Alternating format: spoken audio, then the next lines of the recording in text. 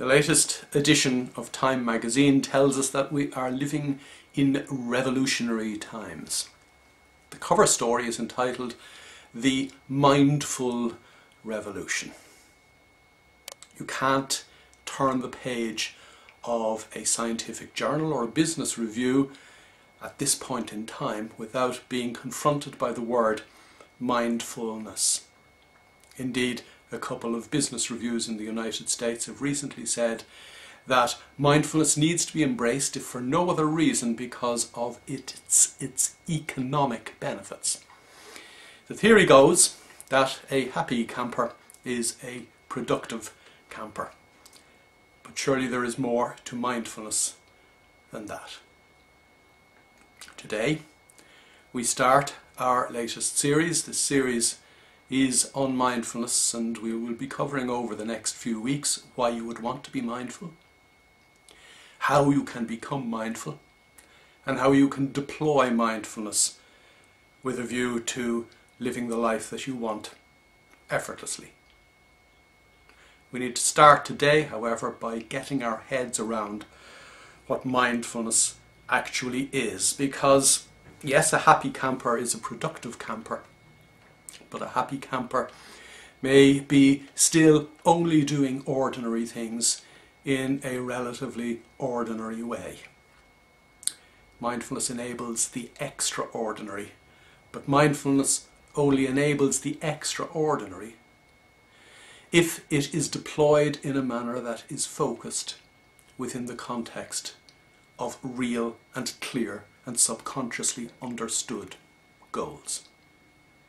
That is something that we will look at a little down the road. But for starters, let's define what the University of Massachusetts Medical School, probably the leading academic body that has been responsible for introducing mindfulness to the Western world, let us consider what their definition of mindfulness is. It is paying deliberate attention in a very deliberate way to the moment and being non-judgmental.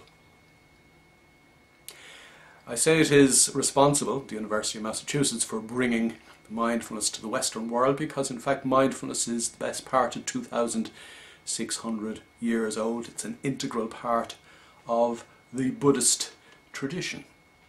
It is about being in the moment. But one can be in the moment, blissful in the moment, to no end. You could be wandering around in circles, being blissful, but not doing the things that need to be done to get you to where you want to go. And that is why, as we move through the next couple of weeks, we will explore how to deploy what I would call purposeful mindfulness in the service of goal-congruent behaviour to enable us achieve what we want to achieve, rather than just being happy for the sake of being happy. Sure enough, being happy is an awful lot better than being unhappy, but it could be a little bit like positive thinking and verge on the delusional.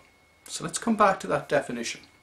That definition about being in the moment, being non-judgmental in the moment, is pure mindfulness.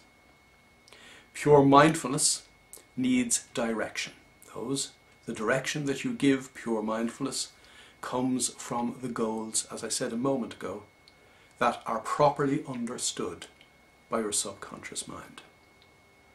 So beware when you read about mindfulness.